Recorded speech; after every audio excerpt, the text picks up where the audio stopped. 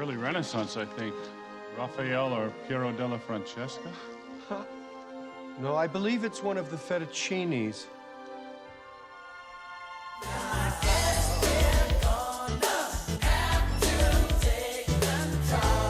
What's up, guys? It's Benny. What is the single greatest photo taken in modern history? Well, it really isn't even a question, and there isn't really even a close second to this.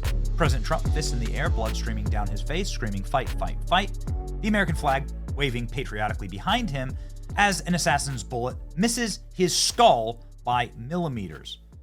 Everybody else just cowers or shrinks or cries after they get shot at. Donald Trump did the exact opposite and thus inspired billions of people around the world who watched this happen in 4K, inspired the popular vote, all 7 swing states, to vote for him. This was the crowning moment in American politics.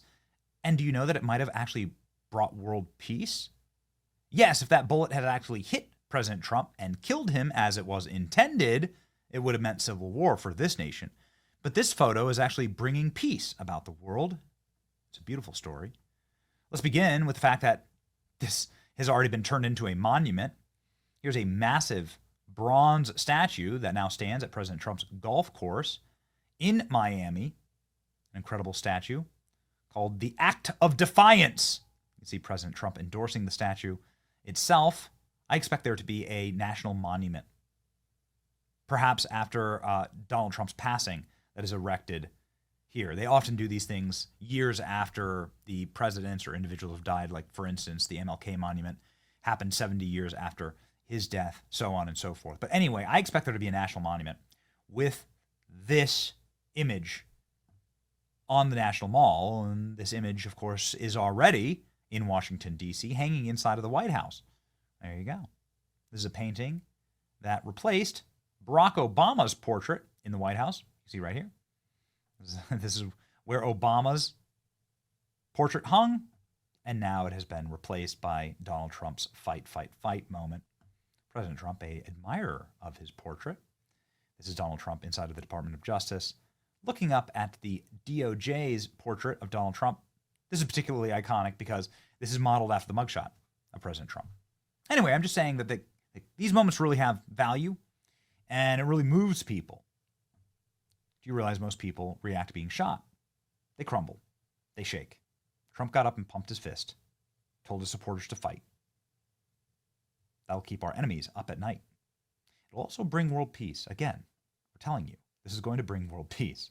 Because now we've learned that Vladimir Putin has given Donald Trump a painting. And that painting is of, you guessed it, this moment. Vladimir Putin was such a big fan of this moment that he had it painted and delivered to the president, and he included the blood streaming down his face. What a timeline we are living through. Last month, Putin gave Steve Witkoff, he's the guy negotiating these deals, a mystery painting to deliver to Trump as a gift amid their ongoing negotiations to end the war in Ukraine. CNN was given access to the painting by a Russian artist depicting Trump's iconic fist pump after the assassination in Butler. Shows the relationship between the U.S. and Russia is a significantly better place than it was a few months ago when Putin was firing new missile systems at the Biden regime. And you can tell from the CNN report that the media is already throwing a fit about it. Let's go ahead and take a deeper dive at this painting. Показать эти все кровь, шрам и его мужественность, он не сломился. Well, this is the first glimpse of what we're told is a portrait gifted to President Trump by Vladimir Putin in March. You can see the Russian artist who we met in Moscow was pretty kind, showing Trump looking heroic, even trim. Не сломился, он не испугался. Он, наоборот, поднял руку, что мы все равно с Америкой едины и вернем ей то, что она достойна. The painting, handed to Trump envoy Steve Witkoff, was clearly meant to flatter as Trump and Putin discuss ending the Ukraine war and rebuilding ties. And apparently it worked. Witkoff said Trump was touched at what he called the beautiful portrait. Well, Safronov is one of Russia's most famous artists and has painted dozens of world leaders before. The late Pope Francis and, of course, Vladimir Putin. The Trump painting, he told me, was commissioned by a patron he suspected was the Kremlin. Я понял, что это может быть очень важным политическим каким-то шагом на сближение наших стран. Later, he says he was contacted by President Putin himself, who told him the flattering Trump portrait was an important step in Russia's relationship. Well, what else do we know about this? We know that Vladimir Putin told Special Envoy Steve Witkoff that after the assassination attempt on Trump, he went to his church, met with a priest, and prayed for President Trump. Not because he could become the president of the United States, but because he had a friendship with him and he was praying for his friend. Witkoff also stated that he doesn't consider Russian war criminal a bad guy, describing the war as a complicated situation. This is how you get peace done. And peace actually is coming to this region. It is remarkable. There are now reports out this morning from Axios claiming that a final peace proposal is on the table, that Russia has already agreed to it, and allegedly Ukraine as well. We'll see. It matches the facts on the ground, a likely outcome of more than 2 years. It's time to end the human meat grinder. Let's look at the proposal for the peace here. What Russia gets under Trump's proposal: de jure U.S. recognition of Russian control of Crimea, de facto recognition of all of the occupied portions of the Donetsk, a promise that Ukraine will not become a member of NATO, that Russia really doesn't want, but Ukraine could become a part of the European Union, okay, the lifting of sanctions imposed since 2014, enhanced economic cooperation with the U.S., particularly in energy and industrial sectors. Seems pretty good. Ukraine is ready for an unconditional ceasefire and negotiations on lasting peace in any format, says Zelensky. This is the official Zelensky webpage. So this is not innuendo. This is what they're putting out. Ukraine is ready to agree to an unconditional ceasefire and continue to participating in negotiations for a lasting peace. Good.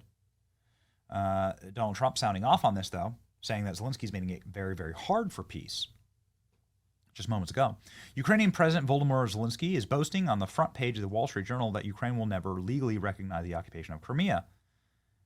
And this is a statement is very harmful to peace negotiations with Russia. Crimea was lost years ago under the auspices of Barack Hussein Obama. I love that Trump does that. And is not even a point of discussion. Nobody is asking Zelensky to recognize Crimea as Russian territory. But if he wants Crimea, why didn't he fight for it 11 years ago when it was handed over to Russia without a shot being fired? The area also houses the Obama handover major Russian submarine bases.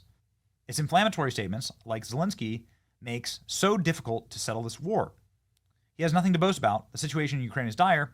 He can have peace or he can fight for another 3 years, losing the whole country.